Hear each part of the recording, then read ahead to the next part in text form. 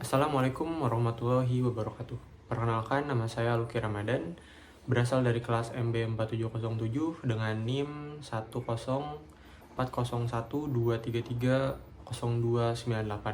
Pada kesempatan kali ini saya akan menjelaskan materi akhlak sebagai penuntas tugas dari mata kuliah Agama Islam.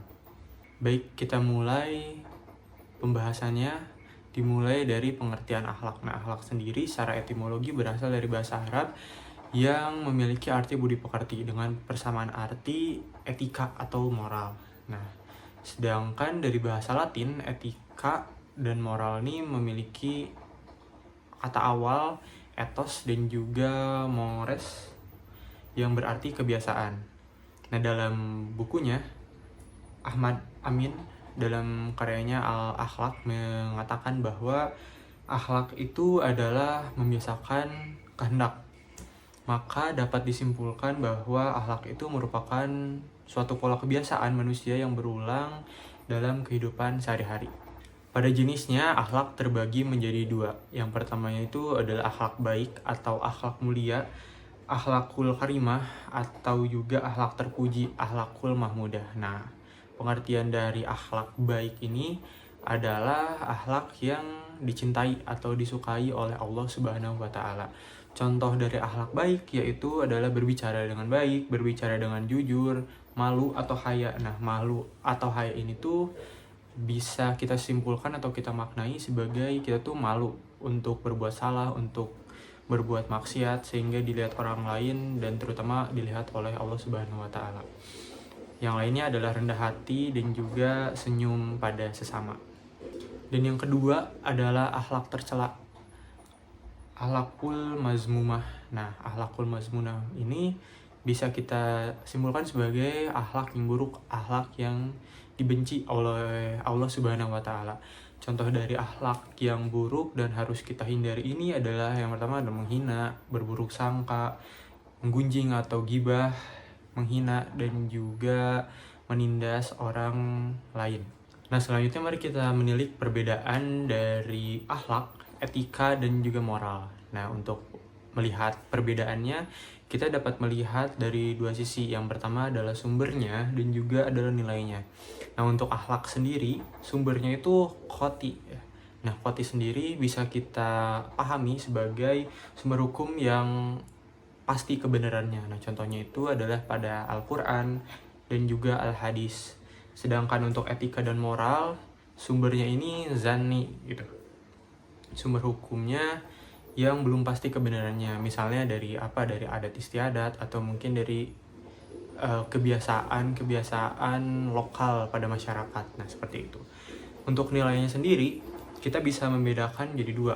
Nah, untuk akhlak ini tuh nilainya mutlak gitu. Jadi mutlak untuk semuanya secara universal. Sedangkan untuk etika dan moral, nilainya itu subjektif. Mungkin tergantung dari tempatnya, tergantung dari adat kebiasaan, adat istiadat dari warga lokal. Baik, selanjutnya kita bahas ruang lingkup akhlak. Setidaknya ada 4 ruang lingkup akhlak yang perlu kita ketahui. Yang pertama adalah akhlak kita sebagai manusia terhadap Allah Subhanahu wa Ta'ala.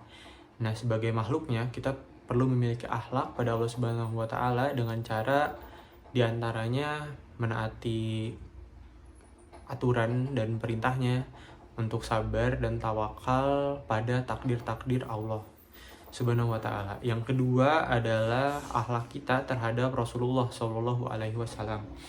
Nah, di antara hal-hal yang bisa kita lakukan yaitu adalah mahabbutuhu atau mencintai Rasulullah Shallallahu Alaihi Wasallam, ta'atuhu menaati Rasulullah, ta'zizuhu memuliakan dan memperjuangkan agama Rasul, dan sebagainya. Yang ketiga ada akhlak kita sebagai manusia. Nah, akhlak kita sebagai manusia seperti yang kita tahu yaitu dengan toleransi beragama atau mungkin mentolerir perbedaan yang ada di masyarakat, berbuat baik pada yang membutuhkan, dan juga saling membantu. Selain itu, dan juga yang terakhir, akhlak kita pada makhluk lain. Makhluk lain ini bisa kita beri contoh seperti malaikat jin, hewan, dan sumber-sumber alam, sehingga kita bisa memaksimalkan apa yang diberikan Allah Subhanahu wa Ta'ala untuk kehidupan kita. Kita lanjutkan dalam pembahasan ukhuwah. Nah, ukhuwah sendiri secara pengertian, secara etimologi diambil dari bahasa Arab yang memiliki arti memberi perhatian dan kemudian berkembang artinya menjadi sahabat atau teman. Nah, dalam bahasa Indonesia ini memiliki arti sempit saudara kandung, atau secara luasnya adalah hubungan pertalian antar manusia. Nah, ukhuwah juga terbagi menjadi 3 bagian. Yang pertama itu adalah ukhuwah Islamiyah. Ukhuwah Islamiyah ini kekuatan iman dan spiritual yang dikaruniakan Allah Subhanahu wa Ta'ala pada hambanya. Jadi ukhuwah Islamiyah ini kita bisa maknai sebagai sebuah pertalian yang dihubungkan oleh keimanan atau spiritual kita sebagai makhluk Allah, atau kita yang sebagai mengimani Allah Subhanahu wa Ta'ala. Yang kedua, ukhuwah insaniyah atau basyariyah. Bentuk ukhuwah ini tuh mungkin lebih luas karena ruang lingkupnya adalah kita sebagai manusia, seluruh manusia, insan. Nah, yang terakhir, ukhuwah watoniyah. Ukhuwah ini bentuk persaudaraan yang diikat oleh nasionalisme. Mungkin secara ruang lingkupnya adalah geografi. Mungkin kita sebagai warga Indonesia atau warga daerah seperti itu. Manfaat dari ukhuwah yang bisa kita rasakan sebagai sesama makhluk hidup atau mungkin sesama manusia, diantaranya adalah timbul sikap tolong-menolong, tumbuh rasa saling menghormati, rasa toleransi, menimbulkan rasa tenggang rasa, terciptanya solidaritas, terciptanya persatuan bangsa, dan terciptanya kerukunan hidup. Dasar hukum ukhuwah diantaranya ada 2. Yang pertama ada Quran Surat Ali Imran ayat 103 dan juga Quran Surat Al-Hujurat ayat 10. Selanjutnya ada tasamuh. Nah, tasamuh ini memiliki pengertian secara bahasa.